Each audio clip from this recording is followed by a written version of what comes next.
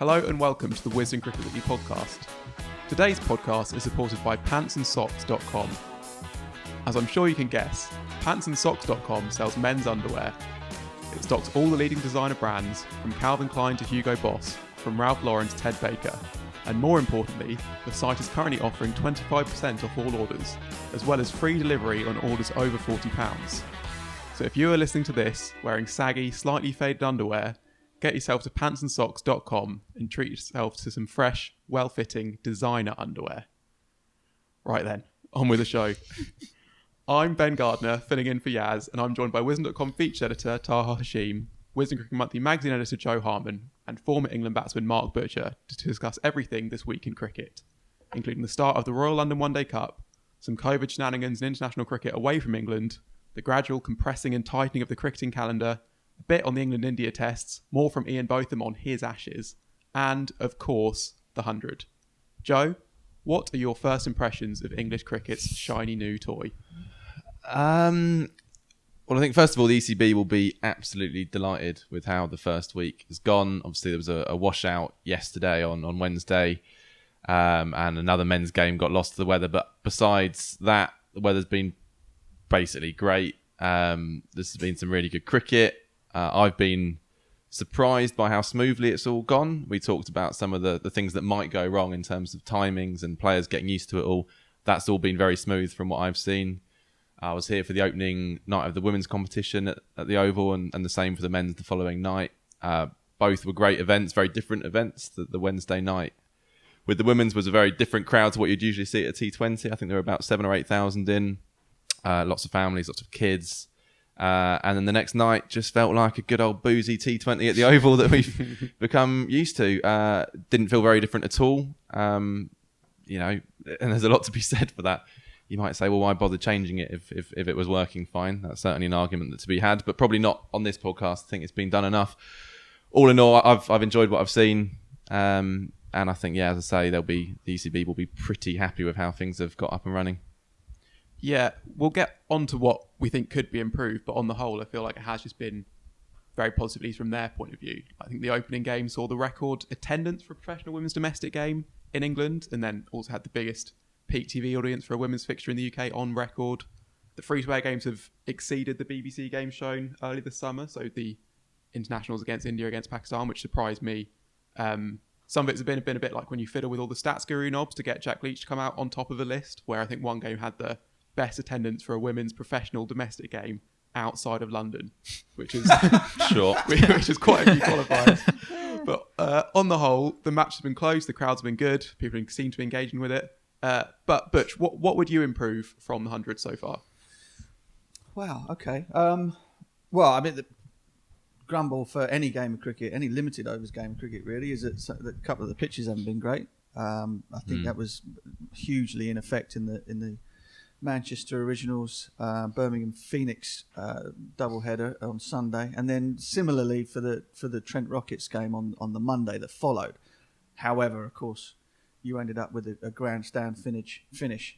The last sort of 25 balls of the contest making up for the previous 175 or whatever it was. So yeah, I mean but that's cricket, isn't it? The one thing that makes a huge amount of difference to how good or entertaining potentially a game is the pitch that you play on. So that's going to be tough because there are obviously a lot of strips being used for a lot of different things, and these are the most used grounds, I suppose, because they're test matches. So that's one thing.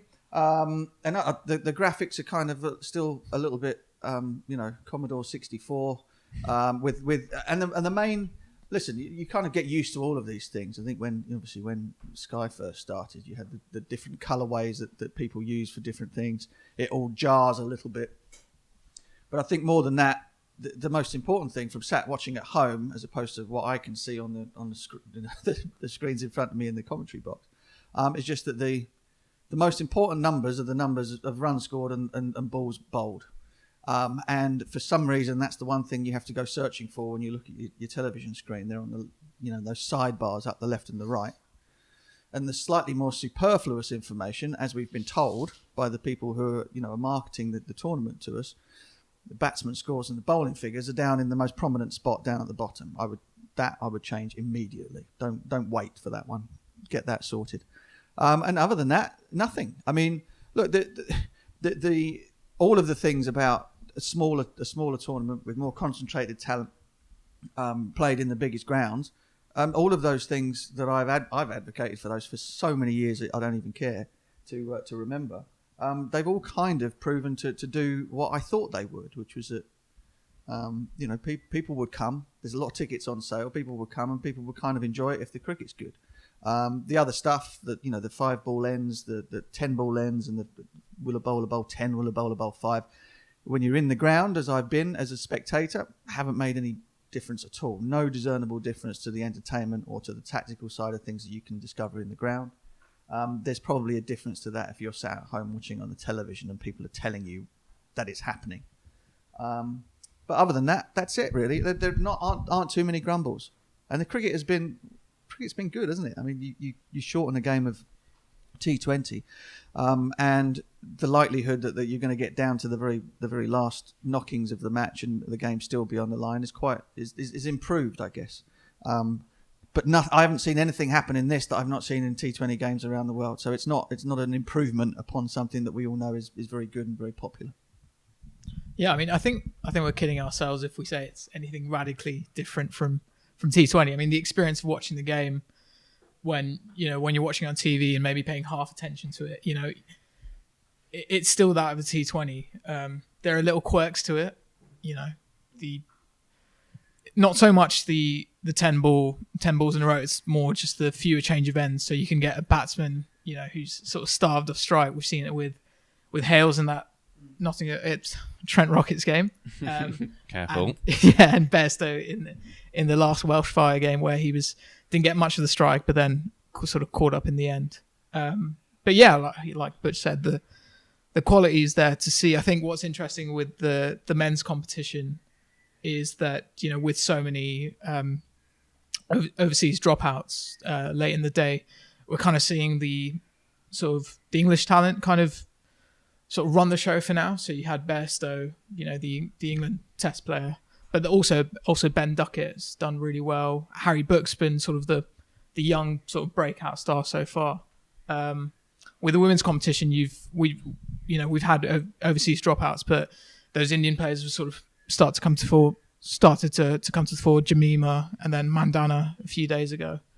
So it's exciting in the sense that going forward, when hopefully we do have the highest caliber overseas players come in, that could even improve the quality, which is already there to see. It's been well documented by the people for the women's game. It's been huge, absolutely huge.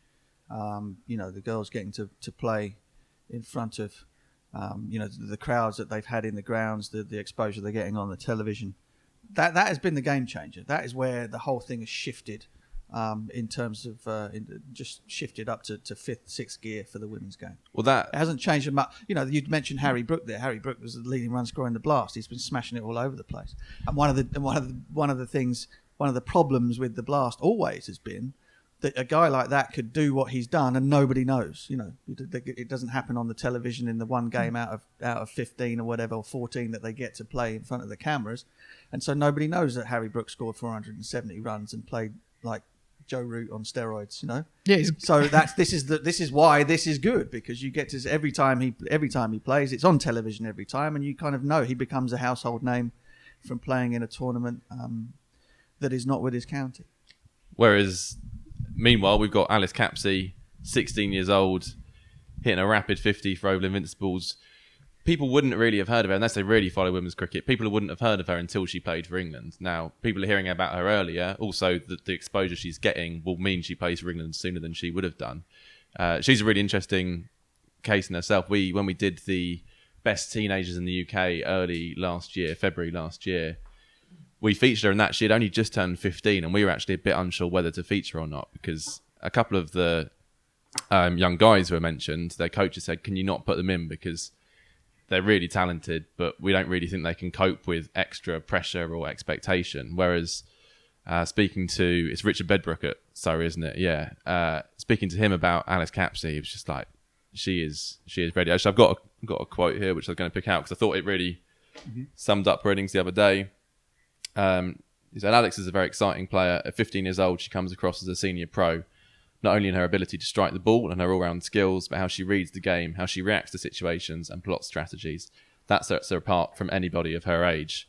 And we heard this from several other people when we said who are the best young female cricketers to look out for. And now she's arrived. She's arrived already, and she's only 16. And I think that's so exciting. And I think quite a lot of people who have slammed the 100, and there are justifiable reasons to do so, I think have often glossed over what this will do for women's cricket. Perhaps because they don't care that much. Perhaps just because that's not their focus. But it should not be underestimated. That is undeniably a huge plus to the 100, whatever else you think about it. And I quite like the idea that we can talk about women's cricket in terms of the actual cricket and talk about, England selection debates. I think what you kind of notice sometimes when I noticed it on the opening night, and it was justifiable because it was the opening night. It was about, how great this is for women's cricket and constantly focusing on that narrative, which is important to do. But you've also got to talk about the tactics in the women's game, the actual performances. And, someone like Lauren Bell, we're going to now start talking about her as an England prospect. And, everyone else can see that. It's not like we've gone out and, seen something that no one else can see. Everyone can see that. And we can actually have those discussions now, which is as important as it is to talk about how great this all is for the women's game. I think also the very fact that there is no difference between the Oval Invincibles men and the Oval Invincibles women is another. It's subtle, but it really works in terms of the idea that it's an unignorable entity. Whereas when when they had a smaller competition, was it in the KSL, they had different names from the men's teams. They were the whole thing felt very separate. This is now this is one group, one entity. And it just kind of the identity of it and the identification of the teams being the same thing also is a real shot in the arm for it. That when you're talking about sort of sales of merchandise and all this other type of stuff, that it's recognizable, and so it becomes bigger than just the men's team, doesn't it? And I think that'll actually work both ways. It will be a bit of benefit to the men's side as well, and men's cricket. It's just not quite so easy to spot as yet because, as you rightly pointed out, there is nothing that you will see here for an Oval Invincibles men's game that you've not seen in a Surrey T20 game. In fact, the crowds would probably initially not be quite as big as it would be for a Surrey T20 game, but they'll get there. So it's been extremely positive. I thought Sangakkara was interesting about connecting the dots of the men's and women's team. He was suggesting, while saying it might not be possible during COVID times, that actually you should have team meetings where it's both men and women's, and you get not only a kind of ethos, but you're actually sharing tactical learnings from the game as well, which could benefit each other, which I can't really think that's happened before in cricket. The England men's and women's teams never been connected in that way whatsoever. Obviously, it hasn't happened in the IPL because the women's IPL hasn't arrived still. I reckon that's. I mean, it's interesting. I'm not sure. It'd be difficult to see how relevant that would be. Isn't that just too different? The example I would give you is that when the women played, let's say the game at Trent Bridge, right, the Rockets versus the Superchargers. When the women played and Jemima Rodriguez made 60 and played beautifully, wonderfully well, you couldn't really tell what the surface was like when the girls played, because there was a little bit of carry and there was a bit of pace, so they were able to hit the ball, find the boundary, hit sixes, which they weren't able to do at Manchester. You could tell that one was a poor pitch when the girls played. However, the difference in the way that the pitch played when the men got the chance to wrap their fingers around the ball and really sort of put some spin and revs and cut and bowl with a little bit of extra pace, all of a sudden you went, oh, hang on a second, this surface is not too good. And so the difference in the way the game is played because of the speed and because of the strength sometimes means that you're watching two different games on the same surface. I'm not saying that there's nothing to be learnt from one or the other, but I just wonder how much, how relevant it might be.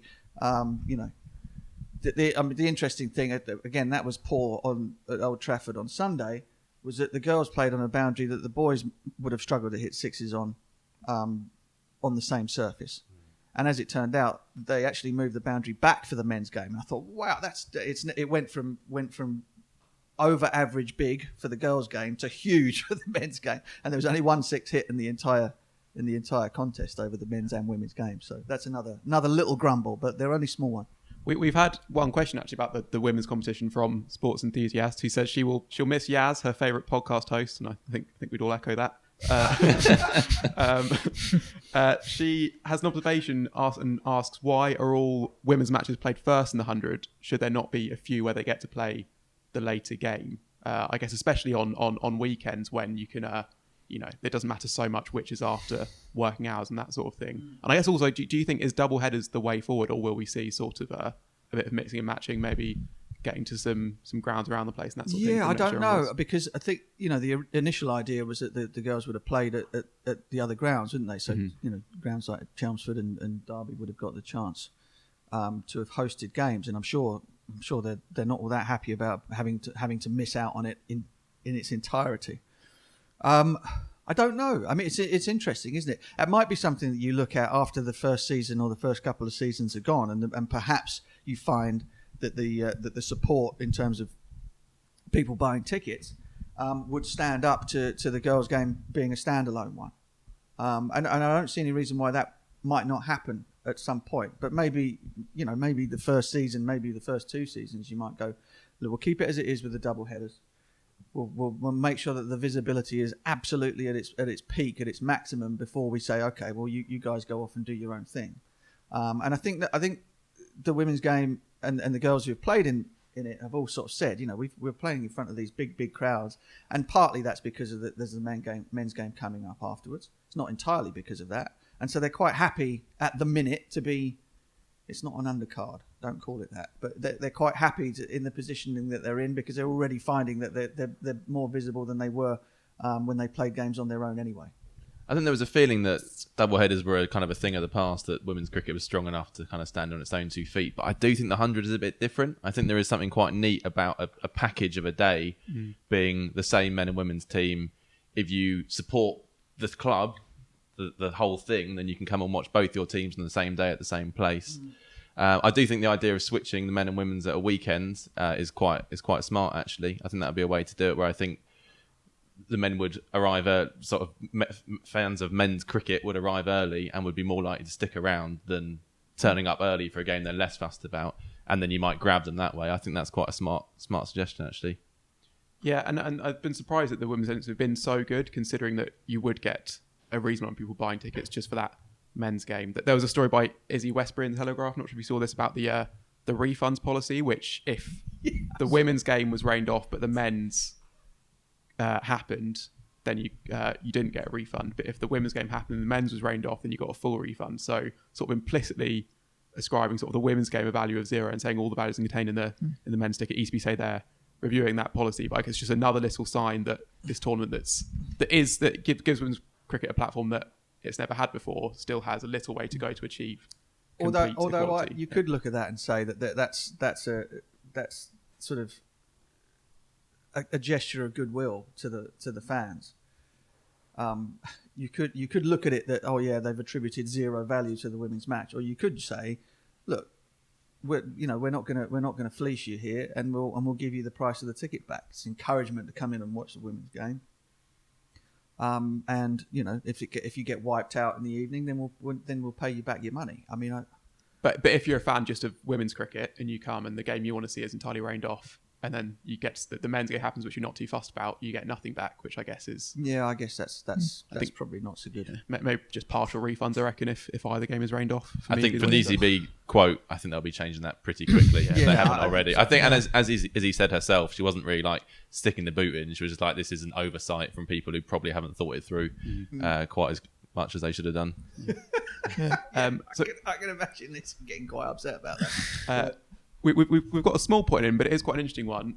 Nanny Core asks via YouTube, the good thing with the 100 is it's very fast. Even the third umpire decisions are very fast. In India, I'm presuming that's where he's writing from, an IPL game goes on for a lifetime. Doesn't think the same as he thinks. It's a minor point, but the speed of the reviews has been generally quite surprising, hasn't it, Joe? It's great. It's incredible. It's great until it goes wrong, though, isn't it? Yeah, I think there was a case the other day where when a decision was made, and actually the stumping might well have been out if you'd have seen it from the side on view. But I could not believe how fast they're getting up the ball tracking for LBWs. I mean, I've always been told that, it takes a while to build, etc., etc., etc. And there it is. It's like it's appeared at the moment that they kind of do this. They've been hoodwinking us in the commentary box. Yeah. I mean, it's all great. The whole thing about the time thing, it amuses me slightly in that, we have been used to seeing ridiculously long, hour and 45, almost hour and 50-minute innings in CPL in the IPL, but that's never really happened in England. England have always guarded against it. In the UK, the Blaster's always had a clock on it, always. And now the penalty is the same as it is in the 100, isn't it? Where fielders have to come inside the circle if you haven't done by a certain amount of time. But England has always guarded against the games lasting forever. And so we've always been on top of that where other people have not. But this thing about the game moving faster, it is terrific. I love it. I love the fact that there are very few, sort of standing around breaks and nothing is happening. And part of that is because of the bowling all coming from one end. But I do think that people are sort of shouting about something that we'd already had under control in the T20 game here. You don't ever see. I mean, I've worked on enough of them. You don't ever see games going beyond sort of an hour 20, 25, and none of these have come in at 65 minutes yet. Not one. Well, Kevin Peterson's been banging that drum a lot, hasn't he? But I'm not sure how much blast cricket Peterson has watched over the last few years. He's talking about the IPL, really, isn't he? Most of the guys who were working for the ECB when we've spoken to them about all this didn't really know that in the UK we haven't had this problem. They're talking about overseas tournaments too, but that hasn't been an issue.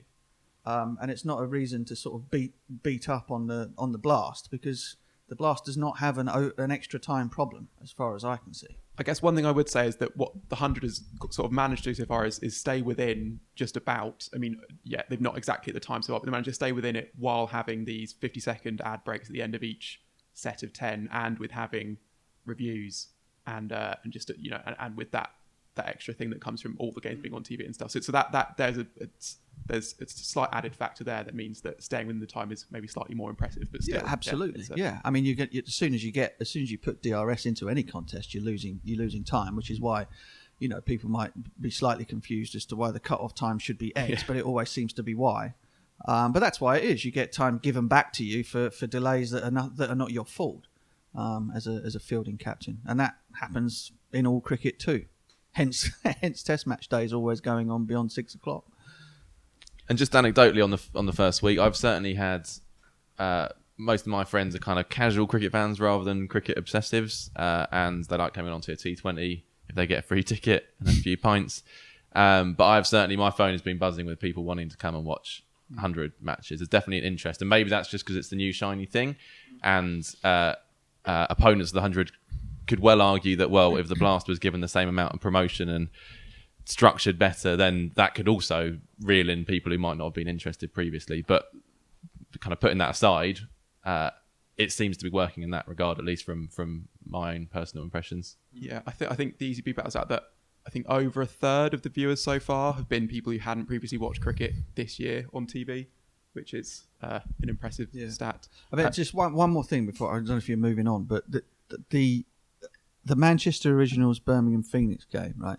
Obviously, one of the major points of sort of denigration about the 100 was how much people would care about these made up team names and whatever. So the Manchester were chasing down whatever it was, 80 or something on the Sunday. Crowd stayed in. Pretty, it wasn't full by any means, but it was a decent crowd, and Manchester are winning the game. There's no tension. There's no drama whatsoever. Winning run gets hit, and the place erupted. And I'm kind of standing there waiting to talk to the two captains at the end of the game and do the man of the match thing. And I was stunned by the reaction to a game which was kind of like the most foregone conclusion you've ever seen. And I kind of thought to myself, wow, I mean, they're bothered. They really are bothered that Manchester have beaten Birmingham here from nowhere. And that kind of that stuck with me. Ever since Sunday, that even in a game where there was there's nothing like the finish at Trent Bridge the night after, that people were literally on their feet and yelling and screaming for the Originals winning that game. Speaking of yelling and screaming, we should talk about sort of like the debate around 100 a little bit, which has just sort of gone to another level this week.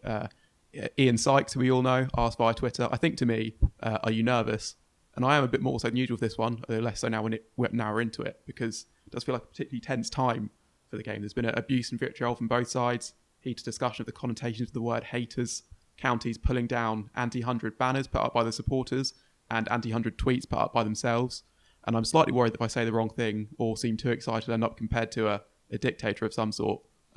Mark Butcher, did you graduate, as one writer put it, from the Kim Jong-un School of Journalism? No, I didn't. No, I got a couple of text messages actually from people who will remain nameless, thanking me for kind of not doing the North Korean genuflecting to everything. It's not really your style, is it? It's not really my style. No, I'll leave that to others.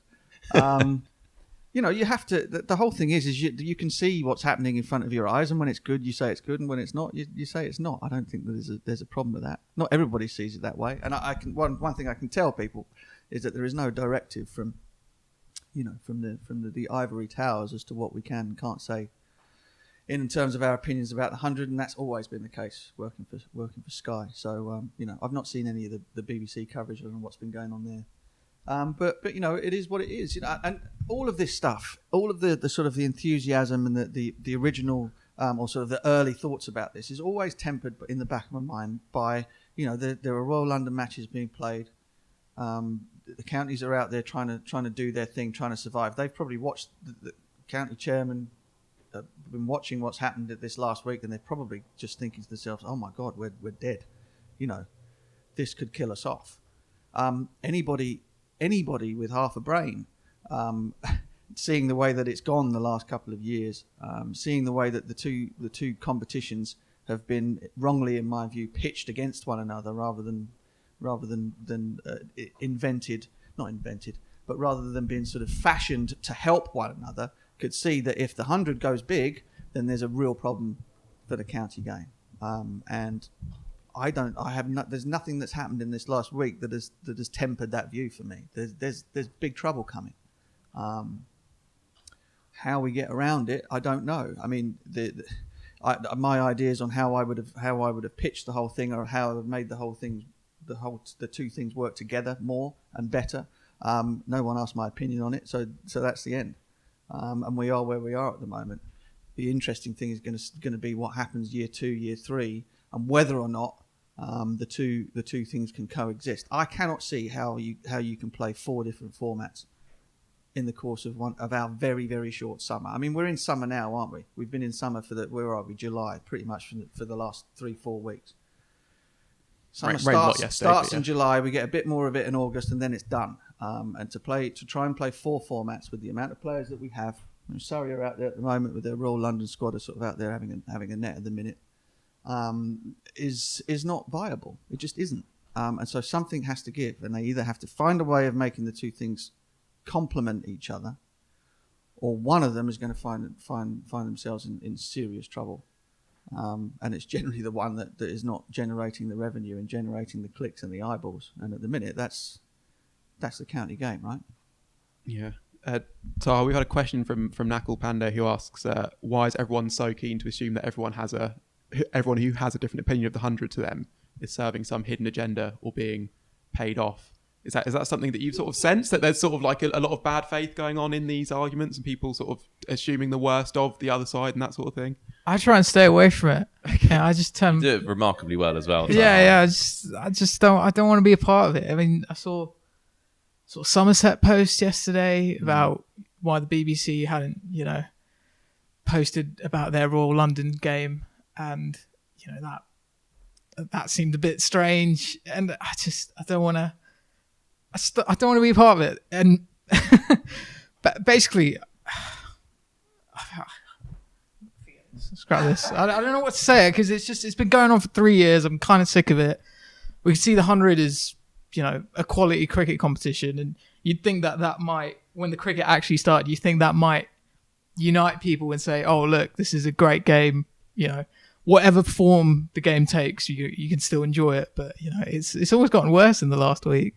Yeah, well, the Brexit analogy is existed for the whole 3 years really, and it continues to feel not dissimilar, that people have chosen which camp they're in. Not everyone, obviously. A lot of people have chosen which camp they're in, and whatever happens, they're not going to shift. And Deleting Twitter off your phone, I recommend, is good. That's what I've done. And Yeah, I feel same. so much better for it. But yeah, it's a shame. I think there obviously is in the middle, hopefully we are all included, a lot of people who are prepared to reasonably debate it and admit there are good things and bad things about it. Anyone who's on either side and can't see anything good or anything bad about it is kidding themselves, really.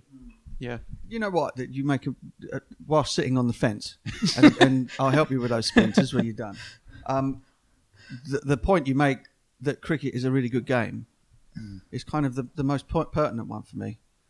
The game has a massive image problem with itself, particularly in this country, whereby we're always hand-wringing and we're always finding ways to talk about how it's dying, how it's not this, how it isn't as glamorous as football, how all of these other things. And if there's nothing else has been proven by the last week of the 100, is that cricket's a bloody good game. You strip away all the nonsense, bat, ball, fielding is a bloody good game. And it's a lot of fun, and there's a hell of a lot of skill involved in it, and it causes passion to occur from the people who are watching it. And even in people who don't really understand what they're watching, they can understand and they can feel it. Cricket's it's an incredible sport, and I cannot understand why it takes something like the 100 for people to be able to stand up there and say so. If people had been more willing to say how great the Blast had been over how great 2020 is, how incredible our 18-team county championship can be, how all of these other things could be, maybe this wouldn't be necessary. But the slagging off that goes on about everything to do with cricket in this country, and then people eventually go, oh, hang on a sec, that was quite good. It's because it's cricket. Nothing else. Cricket's a good game. End of sermon. Yeah. Right, let's get a little bit deeper into cricket itself. Obviously, we've touched on it so far, but Taha, your moment of the week. It's from the 100.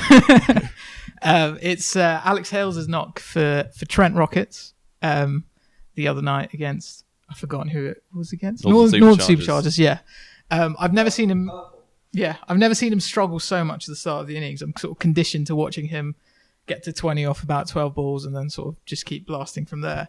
But he was on 16 off 25, tough pitch to bat on, wickets falling at the other end. And obviously through the quirks of the game where, you change ends twice, he was struggling to get on strike.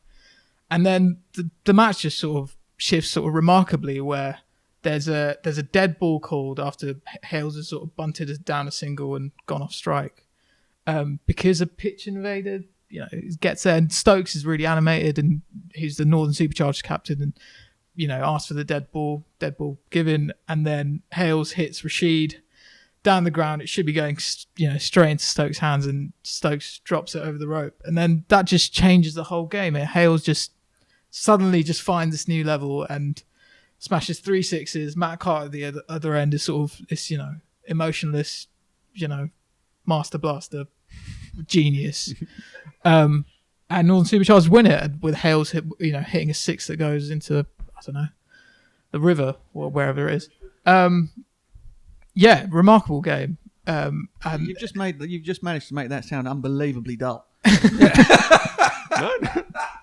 It was very exciting. It was very exciting, and just a great innings. Just probably the best game of the tournament so far.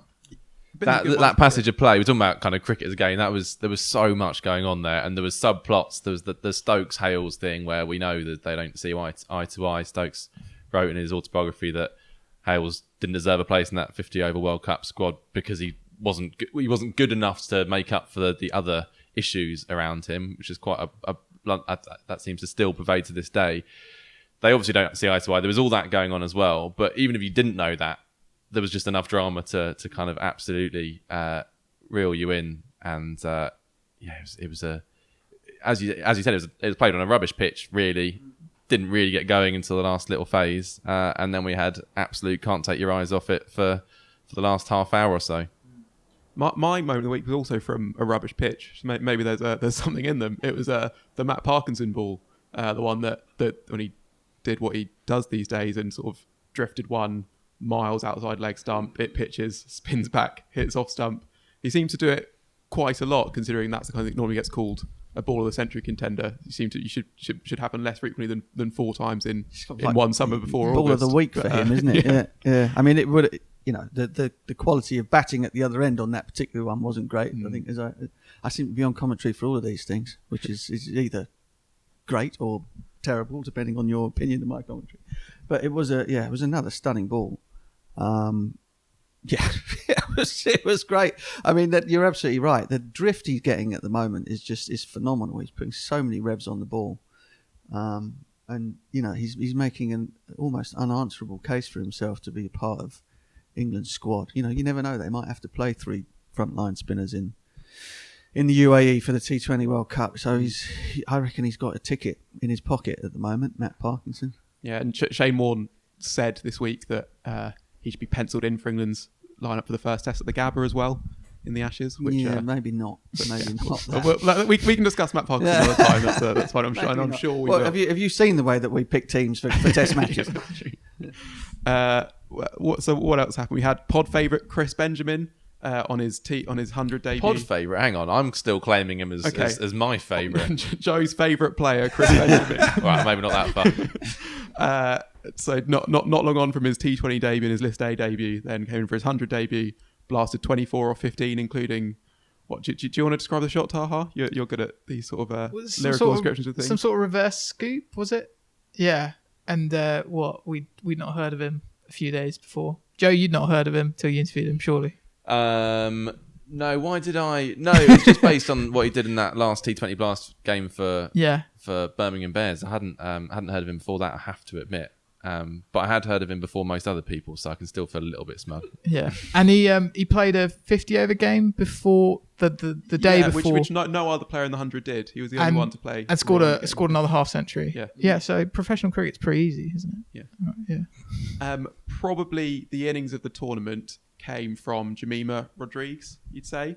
Northern Superchargers were 7 for 3 and 19 for 4, chasing 131. She's opened the batting and she proceeds to... I was going to say blast, but she didn't blast it. It was 17 fours and just 1 6 and a 43 ball 92. So you can't say blast anymore. Yeah, that's true. Yeah, she 100'd it. She 100'd it. Yeah. She's a serious player. I mean, she sat on the bench for... The only time I saw her do anything was she translated for Deep Sharma in one of the back end, one of the T20 games in the England-India series. But she's a lovely, lovely player. I mean, Harmanpreet Kaur and herself are 2 really technically beautiful batters to watch. She's got 150 runs in 80 balls in the tournament so far. She ain't bad.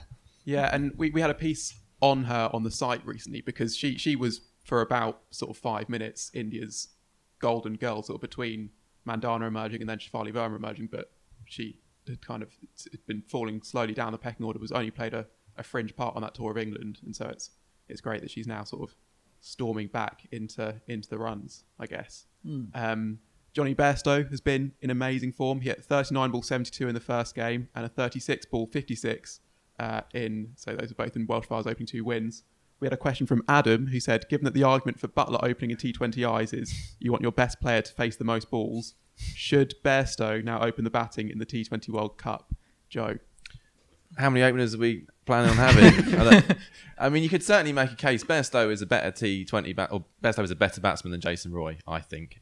He's certainly in better form. So, I mean, if you do follow that argument, yeah, Buttler and Bairstow should open. But I think Bairstow's issue in some ways is that he has got more to his game than Roy, which is obviously a good thing to have, but it means he gets shunted around a bit. And I do think that batting at probably 4, possibly 3, where you probably face a bit more spin in the middle overs in UAE is a good fit for him and a good fit for the team. So I think even though he would do brilliantly at it, I think for the team he's probably best where he is. It's a nightmare for England, the whole lineup thing, because all of them could and should open the batting, all of them.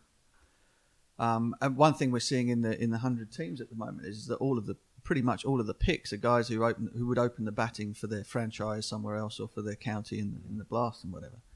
And that's an issue.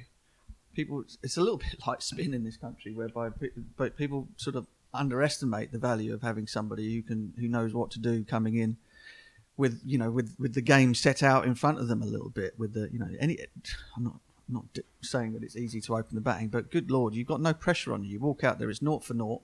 You've got all of the balls in the world to go. If you slog one up in the air in the first over, that's your job.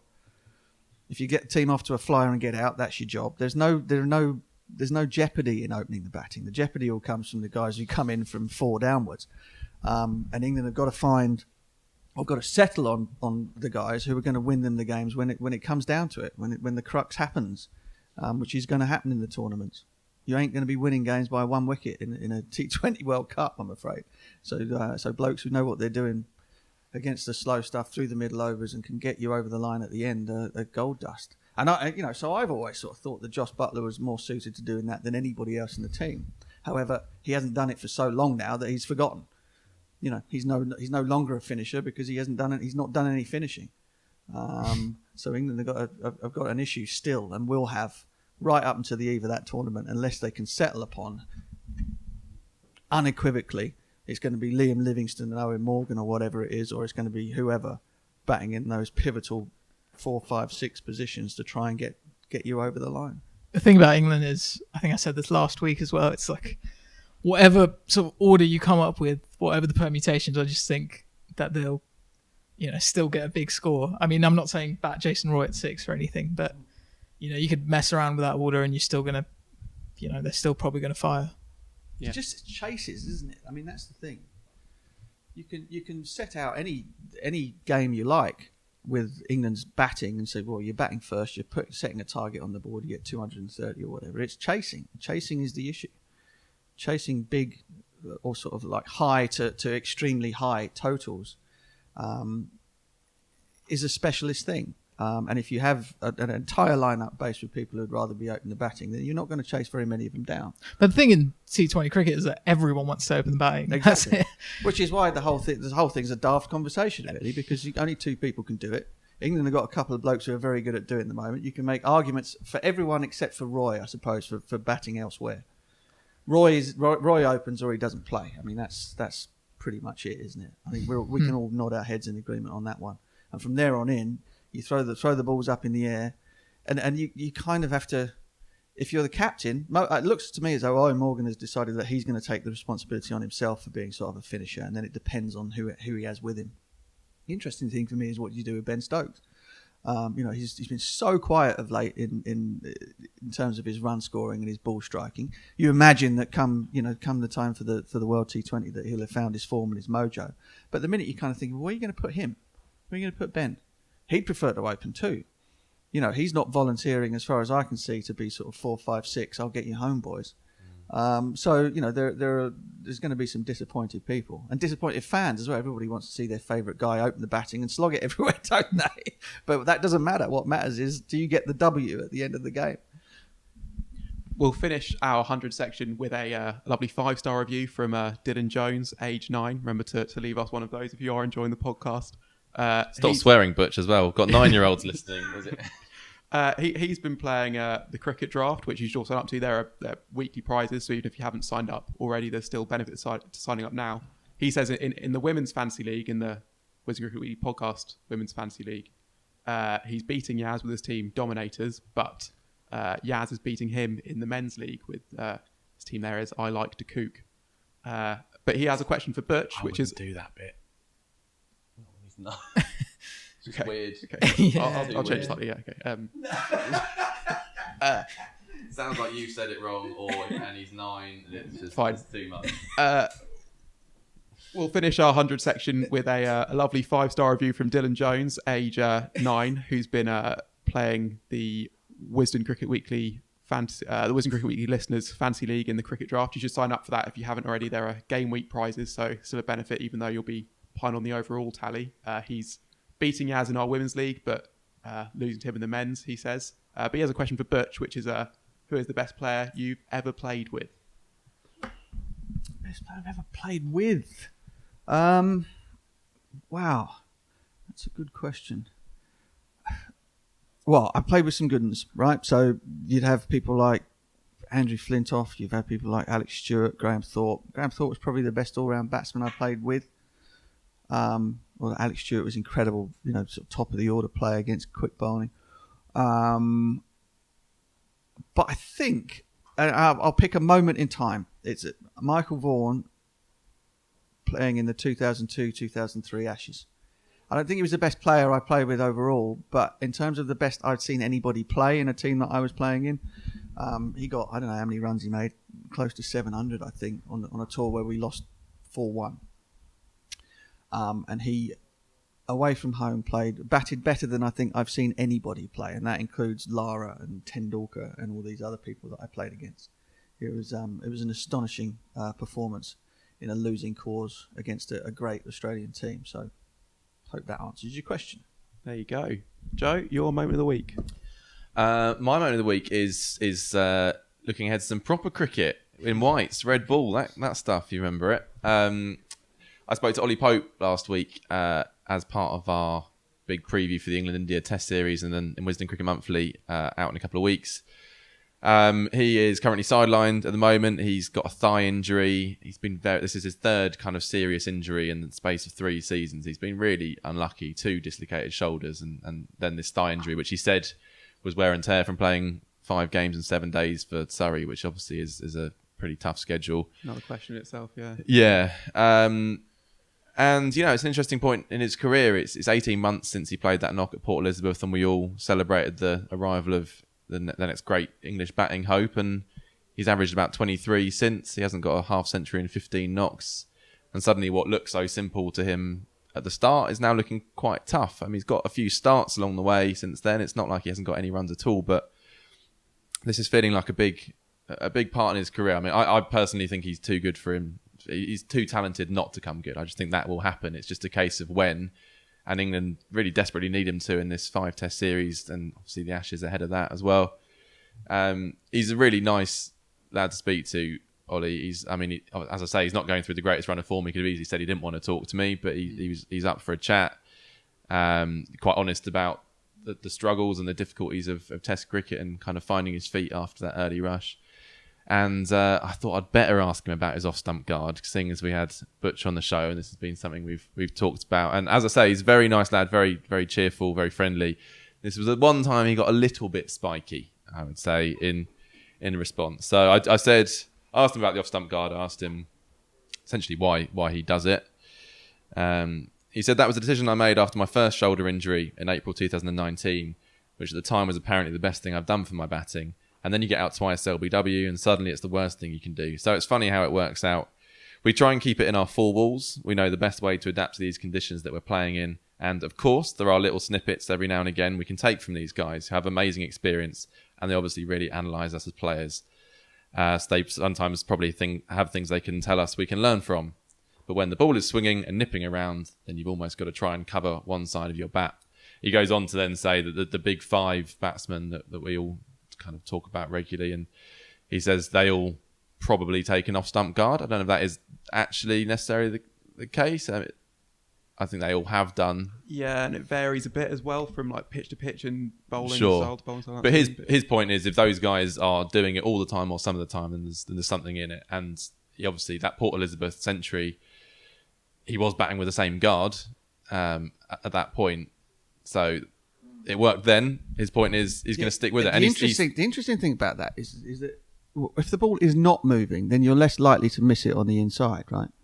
My issue with it is why would you do it when the ball is swinging around? And basically, if he's saying that the ball is swinging and nipping around, and that's the way you do it, well, had the ball never swung or nipped around before until this year in the county championship? That's nonsense, isn't it? I mean, that's just the whole thing about he played that pitch at where did he make the 100? Was it the Wanderers? Port Elizabeth. Port Elizabeth. Okay, ball didn't move off the straight. There was no swing, no seam. Where does somebody like Steve Smith play? Australia, no swing, no seam. What he's saying and the reasons for him doing it don't tally up. If the ball is moving a lot, you kind of can't offer the bowler the stumps. And it's proven by the fact that no one's scoring any runs. If people were scoring millions of runs and they're talking about it moving around and batting an off stump was the way forward, then people would be scoring runs, but they're not.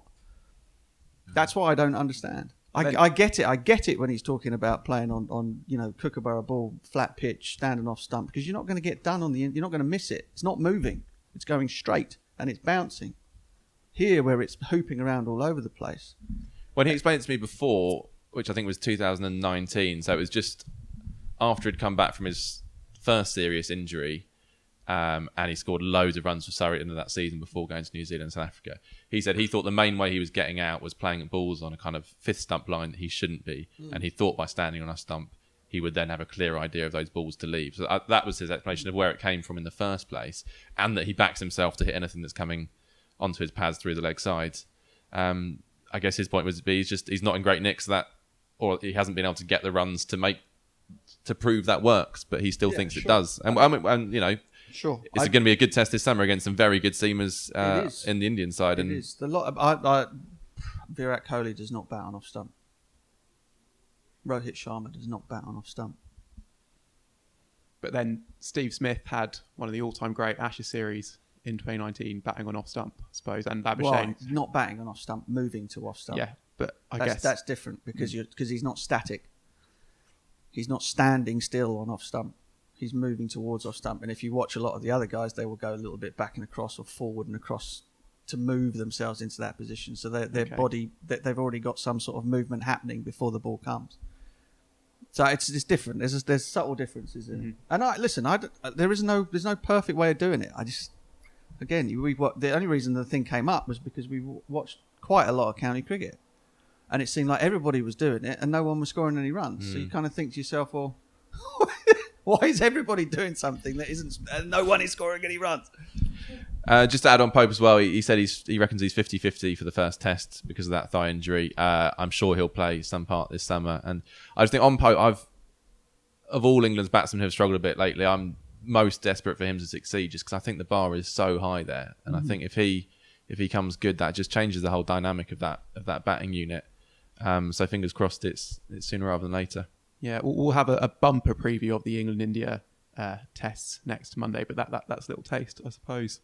On to stuff elsewhere in the world of cricket. The IPL has been rescheduled. It will restart 5 days after the England-India tests conclude and end 2 days before the T20 World Cup gets underway.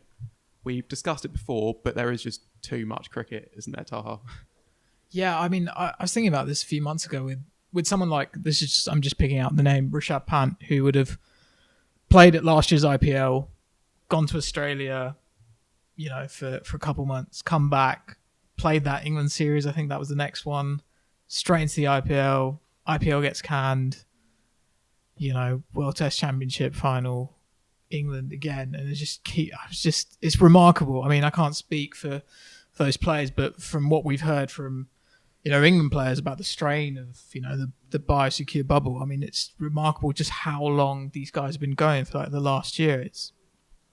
Standards have started to drop as well. I mean, I think that's been noticeable that in the internet, particularly for the teams that were on the road, they've just not been able to get any sort of thing going. The first, I don't know if we said this last week, but during the first lockdown, the standard was unbelievably high, higher than I thought it could possibly be, playing in front of no crowds and with the restrictions that all the teams were under. But I reckon since the turn of the new year, obviously England's tour January, whatever, February, that all visiting teams in particular have really struggled to put any sort of performances together whilst they've been on the road. And the thing that worries me about the way that this is all condensed is not that we know why, all right? We know why it's had to happen because of cancellations of tournaments and stuff. My worry is that it happens, it kind of goes off okay, and then the administrators go, well, we know it was extenuating circumstances then, but we've managed to do it and it was all fine. So what's the problem? This is what we'll do forever. That's what bothers me. Not what's coming, but what might come afterward. Yeah, but I mean, the thing with India is that they've still performed really well. Obviously, they lost that World Test Championship final, but it'd be interesting to see, how this all affects them now with the England series, because it's been nearly a year since that last IPL. When did the IPL last year? When did that start? Yeah, that was October time. Yeah, they've just especially been 5 non-stop. Test series as well. I mean, we don't get many of them these days, and they're great to watch. You get all those those subplots that gather over the course of a series, but they end careers as well. I mean, if you're starting a 5 Test series and you already feel knackered, it's going to be a long old summer, particularly in a high stakes series that is going to have a lot of attention on it. I mean, Indian cricketers always have a lot of attention on them. I find it difficult to work out how they can even get out of the bed in the mornings, to be honest. Yeah. Whereas an England cricketer is going to have a lot of focus this summer because hopefully everyone's into cricket, and India's a big series. I mean, have there been any noises from the Indian camp about, their calendar? Because they're not really looking to rest and rotate. I mean, they've just been going on, and I just wonder if there's... Yeah, I was thinking about because quite a few of them have had sort of like almost like accidental bits of rest in a way. Like Kohli obviously left the Australia tour for paternity leave. Rohit Sharma joined it late because he was injured. Same with Ishant Sharma. So quite a few of the sort of and there's the properly former players have had little bits of rest here and there. And then obviously there was it says something when the only break you get is when the pandemic gets so bad that you can't conceive of playing cricket anymore. Yeah. But yeah, it's I think it's one to keep an eye on. I think it's just and because also, I mean, while I think you'd have to think those English players are quite unlikely to be playing in that IPL. I mean, to go for the English players to go from an England Test series to the IPL, the T20 World Cup to the Ashes, you've just got to think that is. You would imagine, wouldn't you, that in the same way that players were told to rest whether they wanted to or not for the New Zealand Test matches and whatever, the ECB would have to step in and say, normally we'd love you to play in the IPL, but we don't think that it's possible because there are already rumblings about the families not being able to go on the Ashes trip. Players know that they're going to have been away, and this is without the IPL. They know that they're going to have been away for a T20 World Cup and then an Ashes series. So it's 4 months or something over Christmas and New Year without seeing their families. If that holds, you add the IPL onto that. It's another month, isn't it? 5 months. Yeah, but and the thing is the Indian players don't have Virat Kohli can't skip an IPL. No. Well, I know, but we're talking about the England guys, aren't we? But I'm saying that they don't even have that option. There's no rest. There's nothing they can miss. If you're Kohli, there's nothing you can miss unless your wife is literally giving birth. But for the England guys, you would imagine that the ECB would have to step in and say, sorry, we're going to have to make you miss that. Yeah, I mean, and it'd be bizarre if they didn't, wouldn't it? Given what's happened with Test match cricket this year. That if they didn't step in and say, I know you've got contracts, but this is, you work for us more than you work for them, so therefore you're not going. But who knows? Who knows? Money talks, isn't it? Yeah. You touched on it there, Butch, but the BBC have reported that the Ashes could be in danger of being cancelled if players' families aren't allowed to travel to Australia, with England's players reluctant to spend so much time away from their partners and children. We should say this is very sort of nascent as a talking point. It's not. It's not on the verge of happening or anything. And Malcolm Conn, who's now writes for the Sydney Morning Herald, but as former communications manager of Cricket Australia, wrote that Cricket Australia have actually yet to be formally approached about the matter. So there's still hopes that some sort of a resolution can be reached. But can you try and explain what the stress of being sort of away from everyone for that long and inside a bubble as well in the context of an Ashes series, that would be like? Yeah, I don't. Well, I mean, the bubble thing, I don't know. I've experienced it as a commentator and stuff, and it's it's not a massive amount of fun. But over that period of time, listen, and the first Ashes and West Indies tours that I went on were very long, and there wasn't a massive amount. There was never any dispensation made really for families to come out on those trips. It started to happen, but it wasn't something that was booked in. So we were kind of used to it. You'd be away for longer. You'd have a month build up to a tour as opposed to fly in and play your first Test match in 4 days or whatever. And so the trips were long, and quite a lot of fun. But the world's changed an enormous amount since 1997, and the players reasonably expect that their partners and their kids and stuff will be part of the tour. And so it's more difficult to put up with when it's something that you're having taken away from you, as opposed to something that you never had in the first place. So I would imagine that they'd find that very, very difficult. Christmas, New Year. A lot of them got young kids. So, yeah, I mean, you can understand the problem. I mean, Don Bess, I think I read him saying, well, if I get selected, I'm going. Don't worry about that. He's a youngster. He hasn't got any family and all that kind of thing. And maybe some of the ones with families might be thinking in their heads, yeah, I don't mind that at all. but publicly are going to say different. I don't know.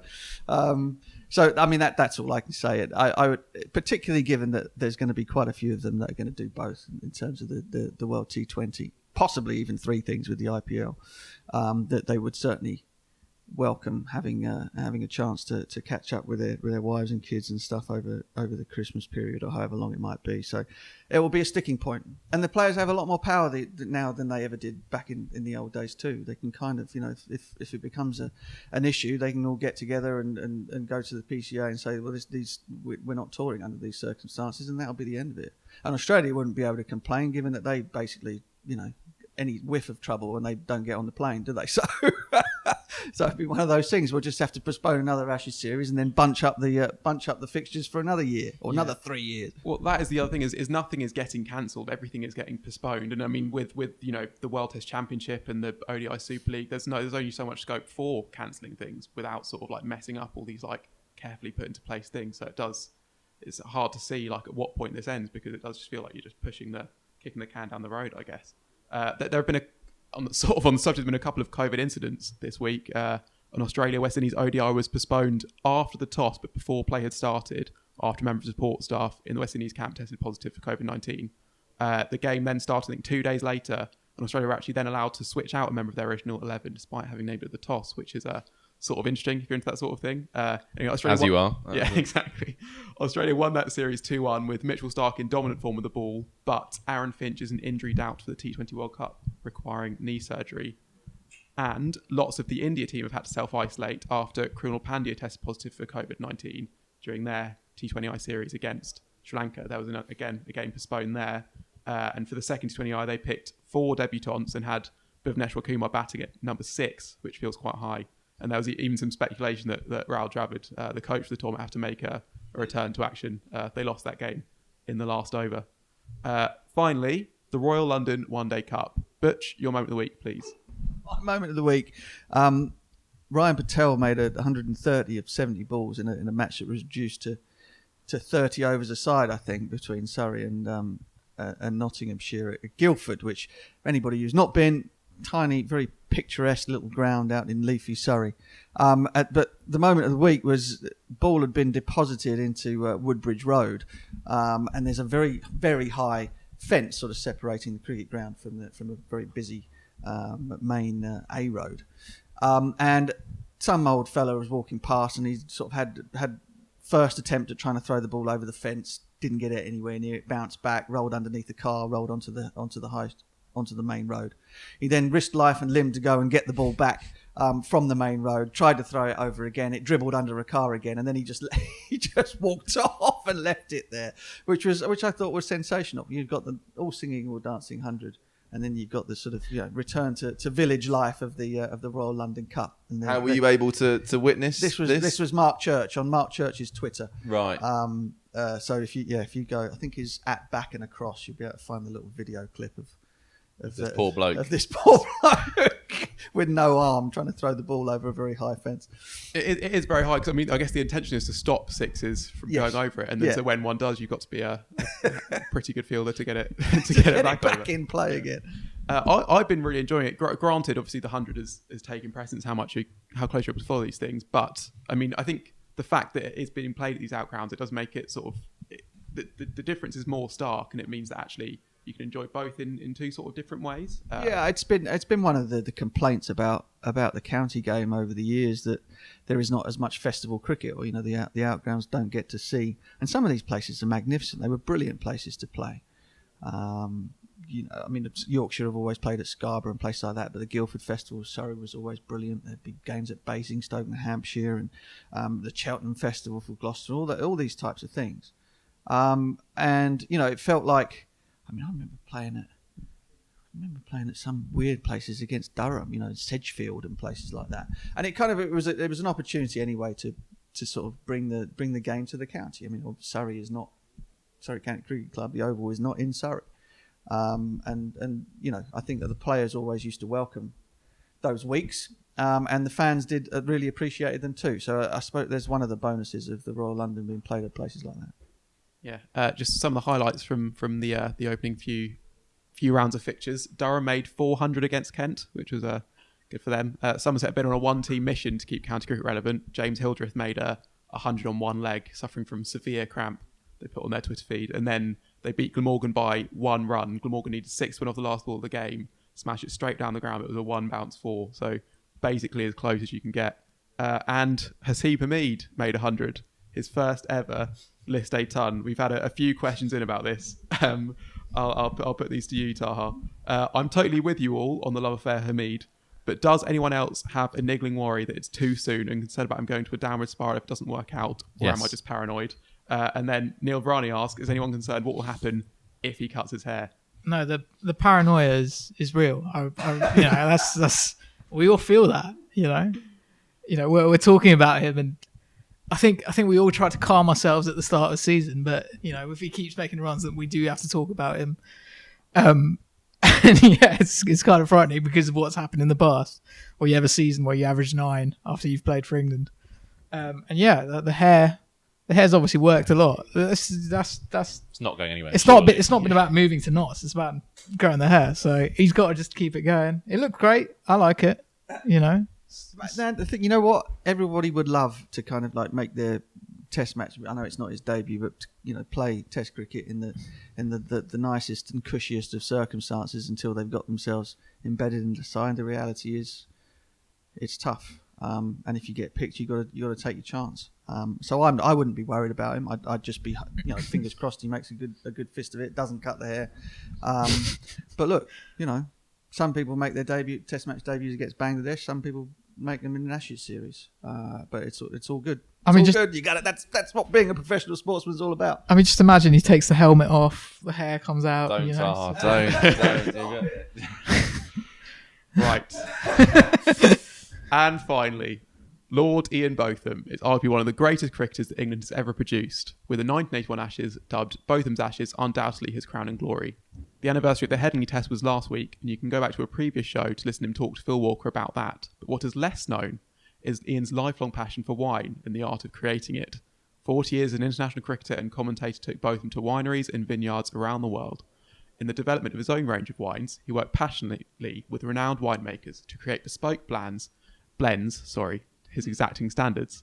Only when a wine is good enough to go on his own table does Ian allow his name to go on the label. For more information, visit www.bothamwines.com. Over the course of the summer, we are working in partnership with Botham Wines to celebrate the 40th anniversary of the Ashes, of Botham's Ashes, and he discusses the aftermath of Headingley, his astonishing feats that series, and its impact on English cricket with Phil.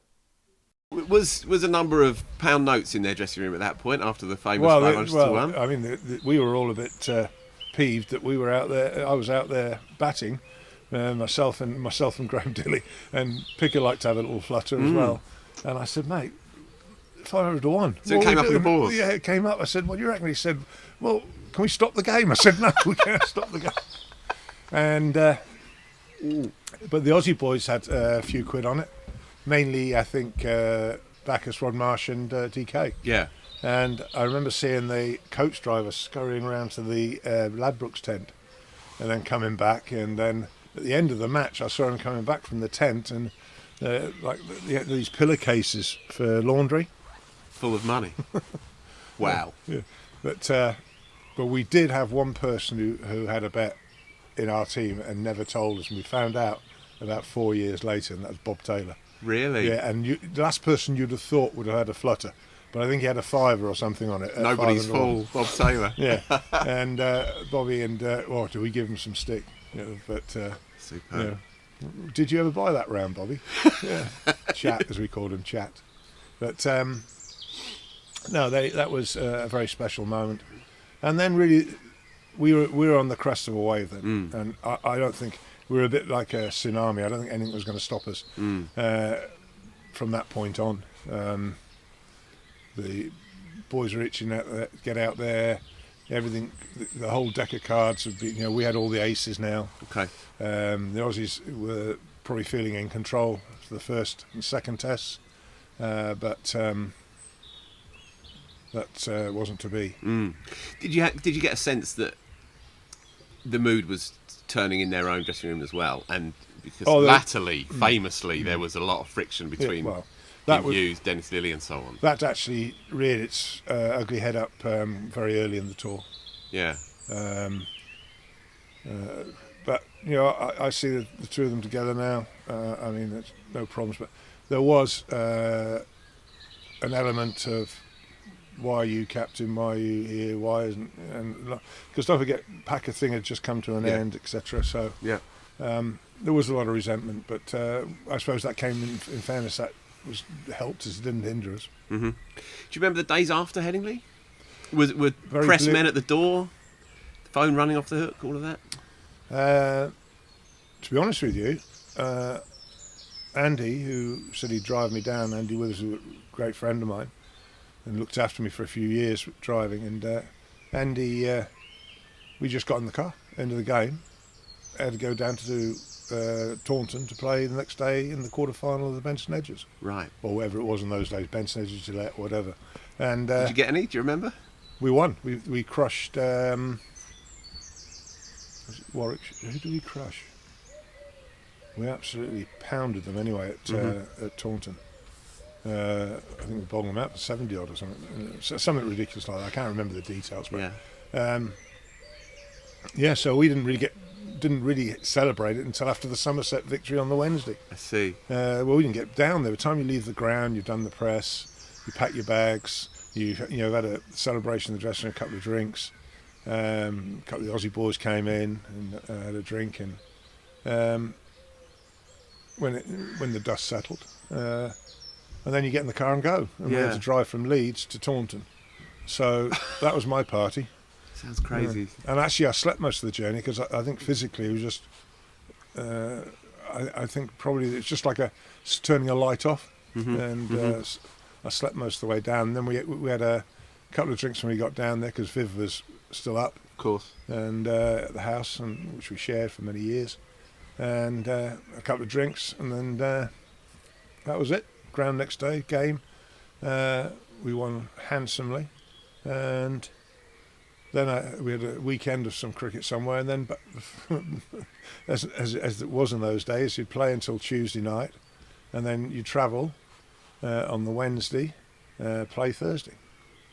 Talking of which, fourth test, Edgbaston, and uncanny echoes really of what happened at Headingley towards the back end of the game. They were chasing 130 at Headingley and 150 at Edgbaston. One of the few test matches without a half century made by any player. I think Breers' 48 may have been the highest. Was it a rough track? Was it turning square? I think it turned a little bit, but that was more towards the end of the game. Yeah. I still think that whenever you play at Edgbaston in those days, the bull ring, we certainly got a lot of wickets, I think, because of the way they intimidated the opposition, the noise. And I remember running in to bowl there in that spell. And as I started the run, it was quiet. And then as I started to run in, it just escalated, the volume of noise. And you could see the Aussies, it did get to them. And but it was funny because Breer said to me, I think you should have a bowl.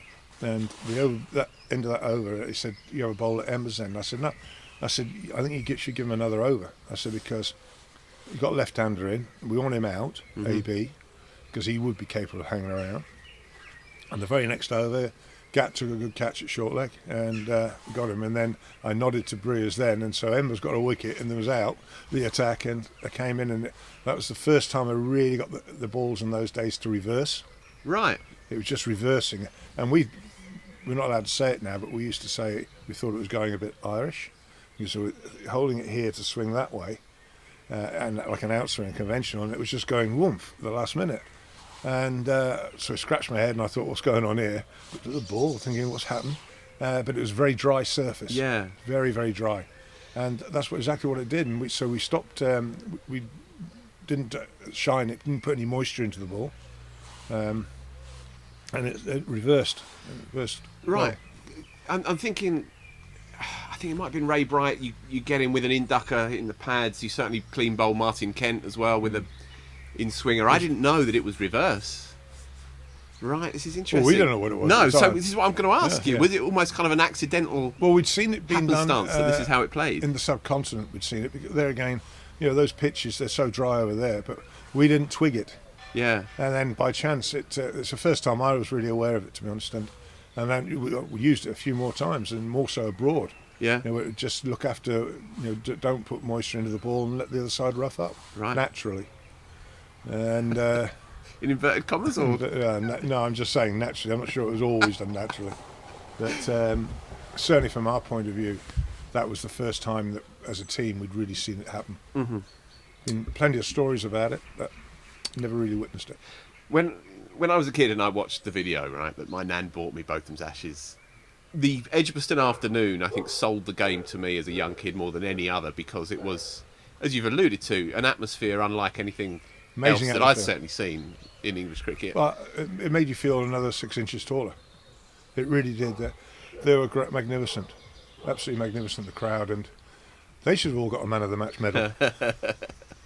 Were there any doubts on that final afternoon that history wouldn't repeat itself and that Edgbaston wouldn't be a repeat of Headingley, or was there again that sense of momentum building to victory?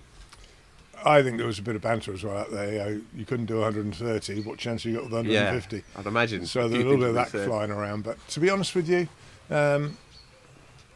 you're always wary of the Australians because they are so competitive. We'd won the series by the time we'd done that. Mm-hmm. That was when we got to Old Trafford. Well, that great battle with Dennis up there. Yeah, good. Yeah. By the end of Headingley, or maybe it was more established by the end of Edgbaston, but the country at the time, new government in the grip of unemployment crisis and so on, industrial disputes, race riots. Yeah, half the cities were burning, and this was happening. Miners' strike. Yeah, there was a lot of stuff that wasn't particularly pleasant going on, and I think that the Ashes, that 81 Ashes, it changed my life, but I think it ignited, and suddenly everyone thought, "Hang on a minute, what are we all doing?" And then suddenly cricket became, like a peace ambassador in some ways, and everything settled down and got into it. So it was a weird time. Yeah. Roadblocks, checking cars, all sorts of things going on. When we went past going back to Taunton and St Paul's and Bristol, you could see it was on fire, lots of it. The Toxteth up in the northwest. So yeah, it changed a lot of people's lives, and I think certainly my life changed. I think Bob's changed. I think a lot of players that were in that series suddenly, they deserve everything they got because it was magnificent.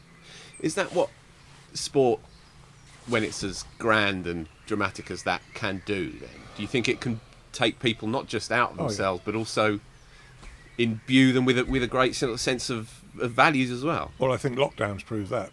Yeah. Suddenly we've got crowds, and suddenly there's a different atmosphere, and suddenly people... We've got our first game coming up on Thursday at home where we can have a crowd at Durham, and we've got Essex. So we're second and third in the table. So there's going to be a lot of interest in that. And if they get nice weather, which we're meant to be getting at the end of the week, and if that's right, I think we're only meant to have 4,000. And normally I'd be saying, well, where am I going to get the other 2,000 from? But to be honest with you, I am expecting, if it's a nice day, a big crowd. Yeah. Because I think people are chomping at the bit to get back and enjoy their sport. And thank goodness we managed to get cricket going last summer, and managed to have football going, and rugby and televised sport. Mm-hmm. Every household, I think, started watching sport, more so than probably they ever thought they'd do before. Yeah. And I think that's the great thing. Sport brings people together.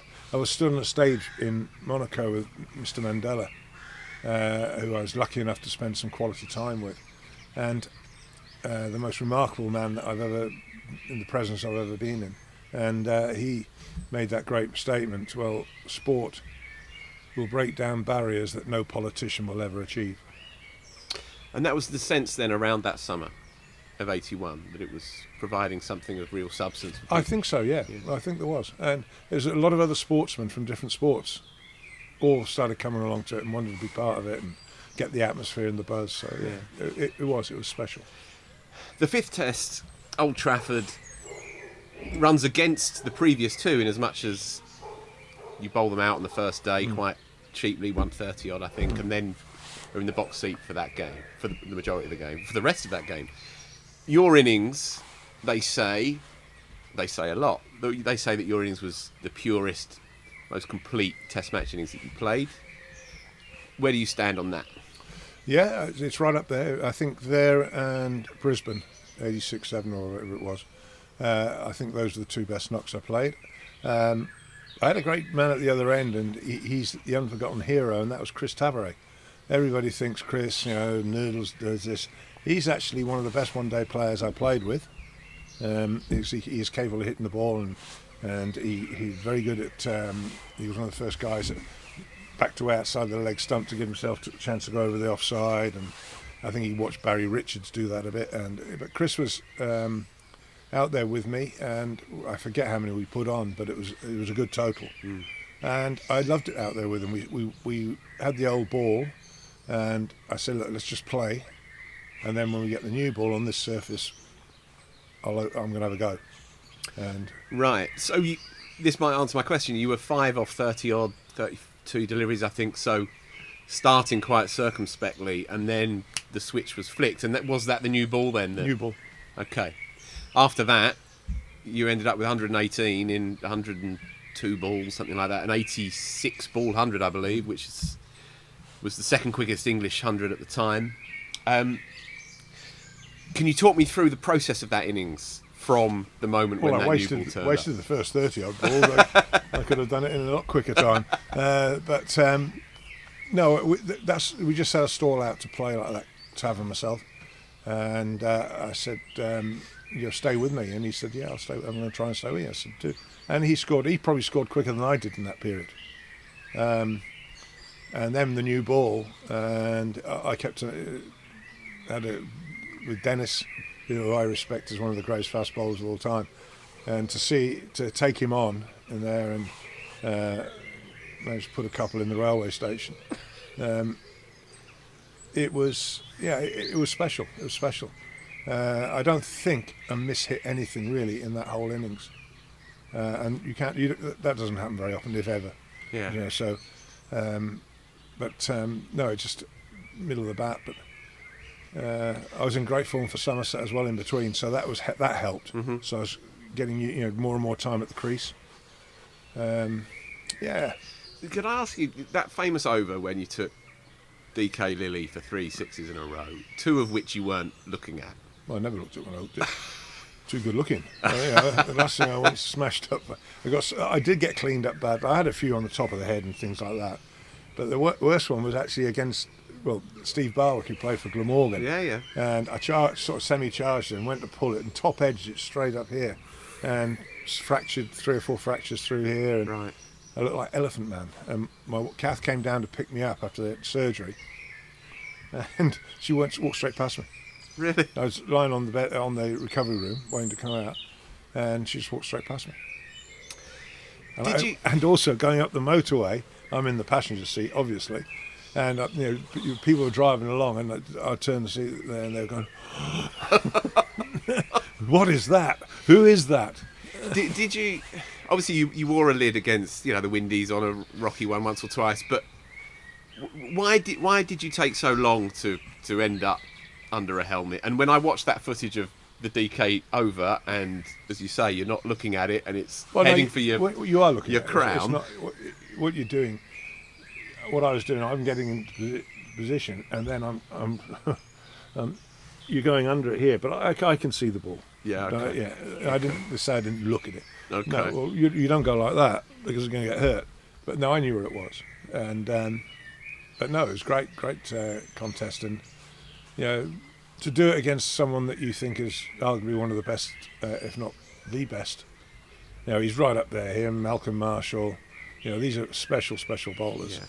And Dennis, to take him on was fantastic. And was it a premeditated decision to, if he was going to bang it in, you were going to take it? You don't think about it. Right. You haven't got time to think about it. It's just instinct. Okay. I never thought about it. Good God, if I thought about it, I'd been a terrible mess. Right. Okay. No, just instinct, pure instinct. And that's speed as well. Sure. Yeah. Sure. It's just I asked Gooch this the other day, and he said that he would know beforehand whether he was going to play the shot or not based on the pace of the pitch and the situation in the game and so on. The line's important and the height.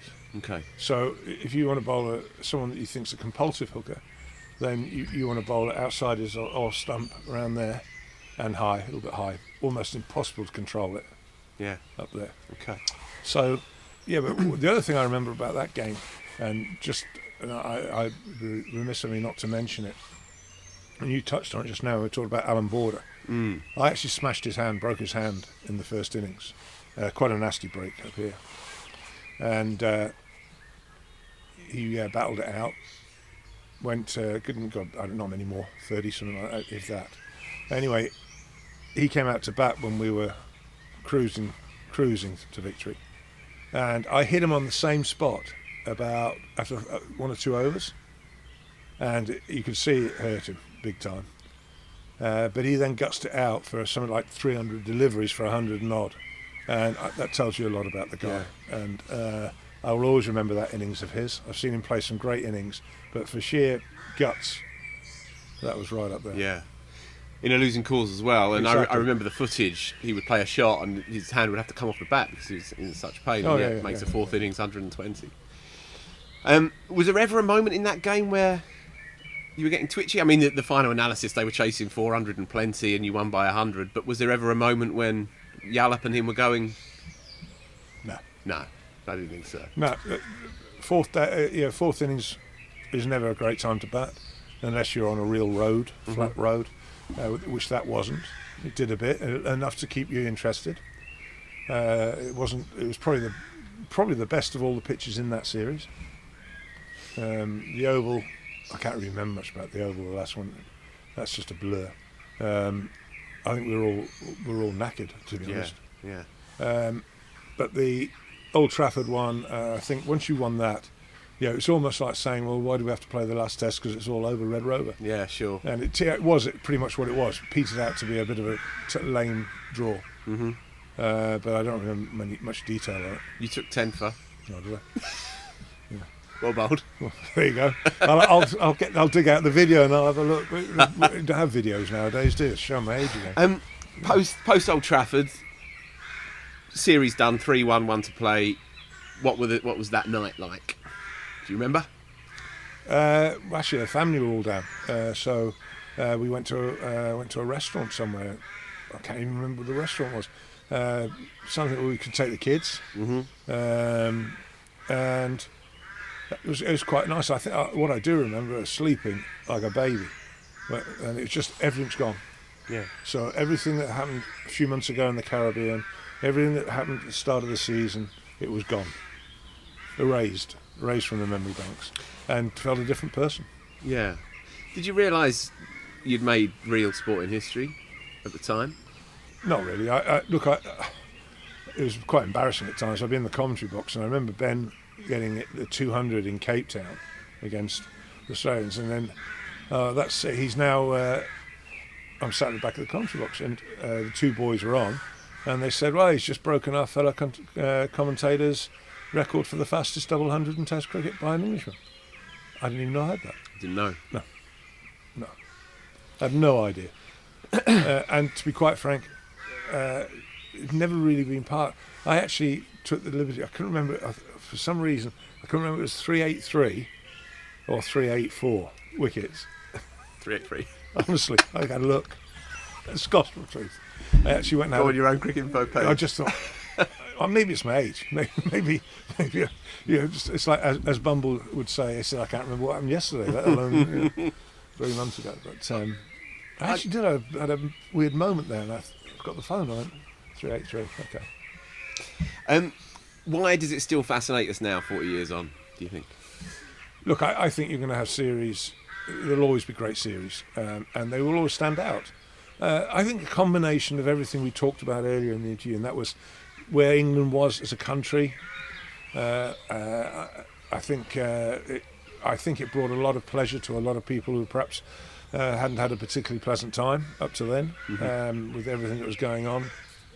And I think it probably united us as a team, and I think it did a lot to help the country, and inadvertently, because we were playing a sport. And I suppose it's like England win the Rugby World Cup and Johnny Wilkinson drop goal, etc. it's special, and those sort of things don't happen every day. Yeah. There's been a couple of good test series, particularly usually between England and Australia. It was Brearley's last test, the Oval Test. It was the last time he played for England, last time he captained England. Do you remember how he left the scene? Very quietly. Yeah, I can imagine. Yeah, very quietly. And we all saw each other back at the hotel, but I think Brear's just slipped away. Classy as ever. Yeah. A little bit like John Wayne, isn't it? The end of a good old movie, just going over riding into the sunset. Yeah. I can see that. Right, confession time, Sir Ian. I'm no wine expert. I know what I like, but I'm no aficionado by any means. Talk me through how this came about and what it means to you now. During the test series, when I first went to Australia, and when I first went with Bob and Paul Allott, when Paul was there, and Bumble to a degree, not always Bumble, depended what else he had. He loves his beer, likes to go and explore beer houses. More his style, isn't it? Yeah, with his flat cap. Yeah. In 45 degrees in Perth. Yeah, it's a very good combination. But come the rest day, which you had in those days, on a Saturday we'd have made arrangements and we'd be going to a distillery, a winery. It did go to the odd distillery as well, but you'd go to a winery, and got to know Jeff Merrill very well, who was in Adelaide, Merrill Wines, and became very good friends. We were called the Three Musketeers, Willis, Botham and Merrill. So I've been practicing with the wine for about 40 odd years, and learning more and more about it. And the chance came after when the England team did the Hardy's deal and they promoted it. Myself and a guy called Paul Schaffner who was then brought in to control to make it work with Hardy's, and they appointed me as his ambassador to work with him, and that went on for 3 years, and really enjoyed it. But at the end of the 3 years, Paul said, "Look, I think it might be time for us to move on." He said, "Do you want to start making your own wine?" I said, "Well, how do you mean?" And he said, "Well, we'll source the wine. Then you sit down with the head winemaker and you blend it accordingly." And I said, "I'd love to do that." And that's nearly 4 years ago now. And I've got to say, it's given me a new lease of life. Right. We're in, I think, 16 countries around the world now. And I'm really proud of the wine. Every wine that we've made, we wanted to make it affordable. And I think we've done that with the quality of wine that we've made. All right, we don't make the margin that some people would on other wines, but that's not what it's all about. It's about, I actually just enjoy seeing people when I walk in somewhere and someone's enjoying a bottle of our wine. It's great. Or I see someone buying it in the shelves. Mm-hmm. And online, with the pandemic, sales, I think a lot of sales in anything that was online went up because people got, well, what else can I do? Get on your laptop or your iPad and tap it in, and then the next day it's delivered to your door. Yeah. And that's the way I hope that the high street recovers, because I'm sure that's put a big dent into a lot of their. You're seeing people like Debenhams closing, John Lewis. Indeed. Yeah. So it's a new lease of life for me, and I thoroughly enjoy it. It's, as I was saying, it usually means I'm down under Australia and New Zealand, because I've got the Pinot coming from Maud Winery, which is in Wanaka, in central Otago, and then I've got a few wines in Australia, and we've also got brought that down, but Argentinian wines, and we're going to do some. We've got 2 English wines from Balfour, which is down in Kent. We do a sparkling rosé and a still rosé, English wines, and the portfolio's going on. We've got some Sauvignon Blanc coming in, which we blended about 3 months ago, and that's coming in from South Africa, and that's probably bobbing its way over now. So it's been exciting, really exciting, and you're learning all the time. What's your favourite? Did it change from day to day? the mood swings. I'm a bit of an all-rounder when it comes to wine. When it's nice and sunny, the Chardonnay or the Pinot Grigio, Rosé is always a good summer drink. Mm-hmm. The Sauvignon Blanc, which I made. I'd be interested to see what people think of it, because a lot of people, that's not a Sauvignon Blanc. That's it is. It is, and it honestly is. So we'll see how that goes down. But the whites, and then the top end of the wines, and we've got a Pinot coming out at a level higher again, coming out very shortly. Right. Thanks, Taha. Thanks, Joe. Thanks, Butch. And if you did enjoy listening, please maybe leave us a nice comment on YouTube. That's the best way to get your questions answered, or a nice 5-star review on the podcast app. And cheers for listening.